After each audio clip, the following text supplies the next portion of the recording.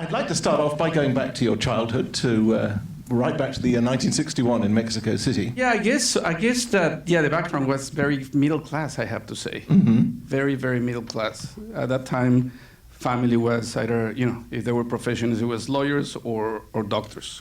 That was kind of the choices. Was there an enthusiasm for movies in the family? Yeah, but all of that is more like my mother's side. Ah. And they were kind of cinephiles. And you got into that from a fairly early age? Yeah, very early, very, very early on. Did you go to the cinema, or did you watch movies on television? How did that work? Oh, quite a lot. In one hand, in TV, I mean, I'm talking about 60s and 70s and stuff. We would have a lot of movies, a lot of classics. I don't know if at that time they were still like, they will consider classics already, But they were like, they would show all these Hollywood films all the time. And yes, going to the movies quite a lot. When I started going on, being able to go in the streets on my own, I would just go to the movies every day. Are there any that were particularly inspiring to you, that made you say, I want to do something like this? Well, I liked all kind of stuff. I couldn't stop watching movies. And when I was a kid, you don't have a difference about what you love movies. And you said I was very, very young when I said I want to do films. But when you're a kid, you don't really know what make movies is about. There's a confusion about is the actors, is what it is, And if you play that you're doing a movie, because I was playing of making a movie, obviously I was performing, I was the actor. I was in the make-believe, yes. Of the thing. And then I saw a making of, I think it was of Chivago. And at that period, so too, is Chivago first, and the making of Butch Cassidy and Sundance Kid. And I said, okay, that's what a director does. And I would see, David Lean setting up the shot where there was a lot of corpses, yes. and in the snow, in the snowy stuff. Streets. Yes. And says, okay, I get it. That's what I want to do.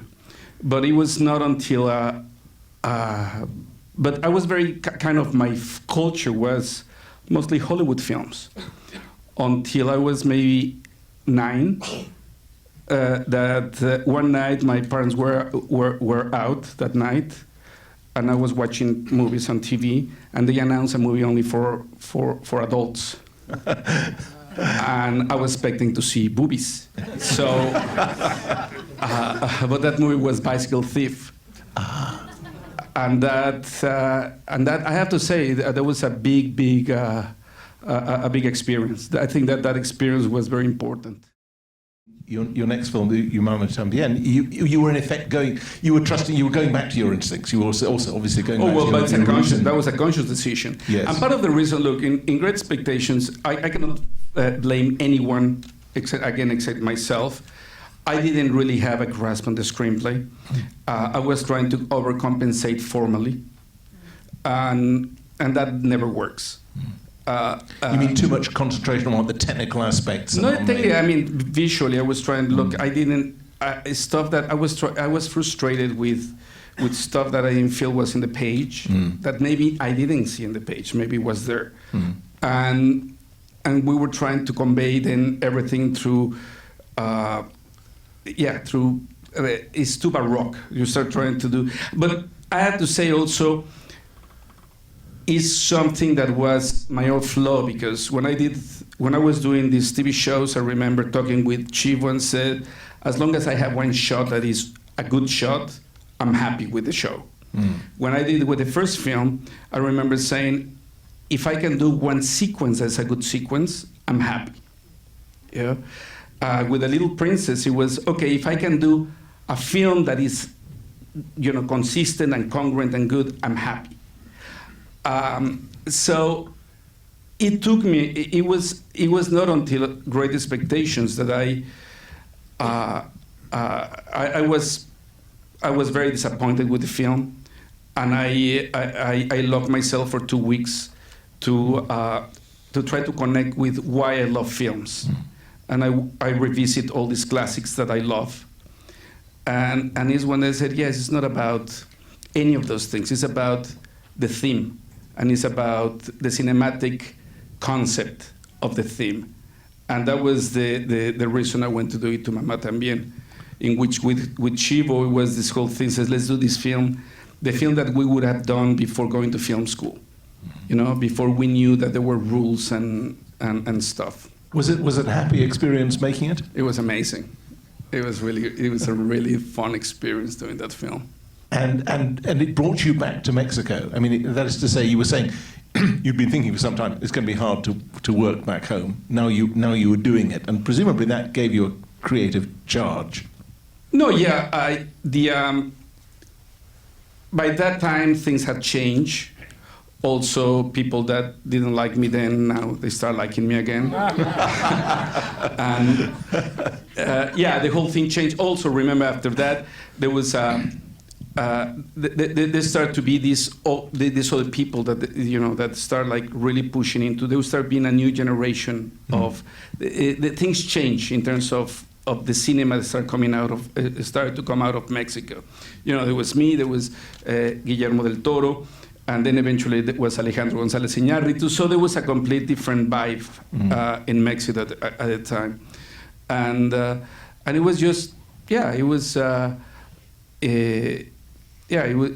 really a great thing. It was a small crew going around Mexico, and the actors were fantastic. So and writing the screenplay with Carlos as well, who wrote also the first film, was that's my your brother. Yeah, that was another thing. It was a lot of fun.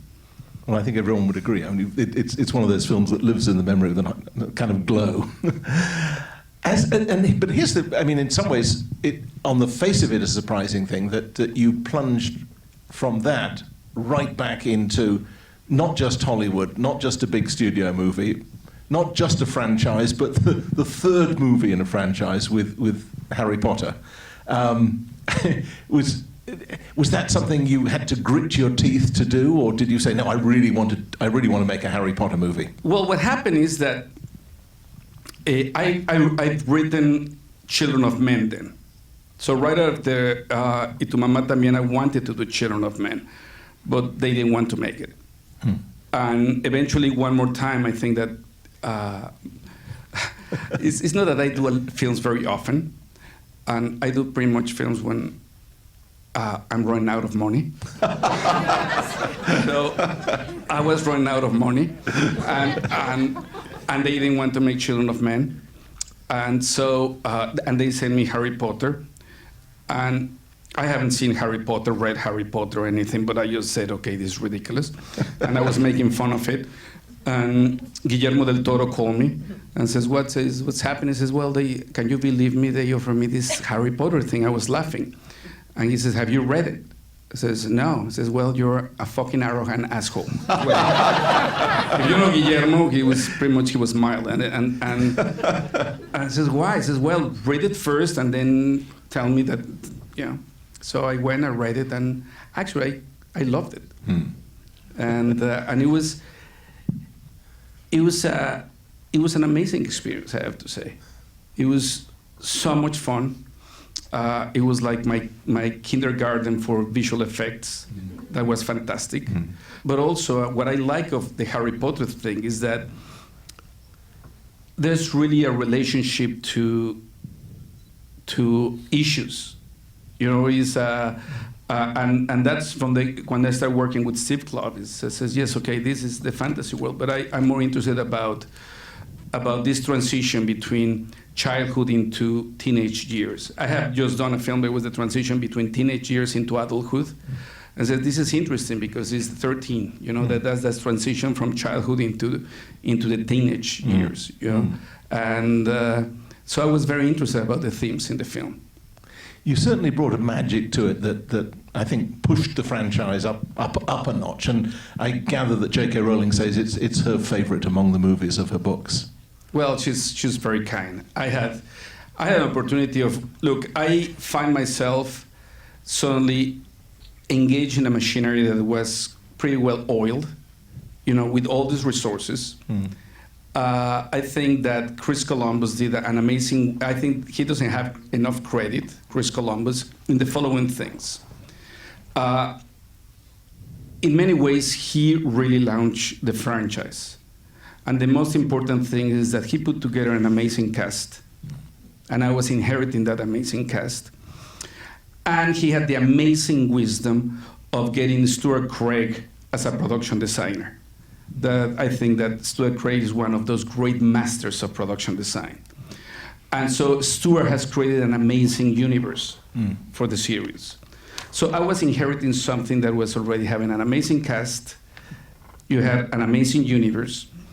And it was a machine that it was already in motion. It's not that you were going to, you know, when you start putting together your film, it's the whole struggle of, the whole setup of putting it together, even before you start prepping the film. You don't have to go through that, you know? They gave you a Porsche to drive. And I have enough resources. I have to say that then when I saw the other ones, I was, wow, look, all of those ones, they have way more visual effects. You know, I says yes, but after number 3, we knew that the franchise was really going to work, so we inject more money. So what I had to say is that my Harry Potter is the one that would cost the least, because they didn't know if there was going to be a franchise that was going to keep on going, but this is also the one that has earned the least. Seriously? Yeah, I should not say those things. That's astonishing. I mean, the least means like almost $1 billion. You know? Yes. Yeah. Okay, that gave you... Yeah, but if they say that they like so much my Harry Potter, why the other movies make more money?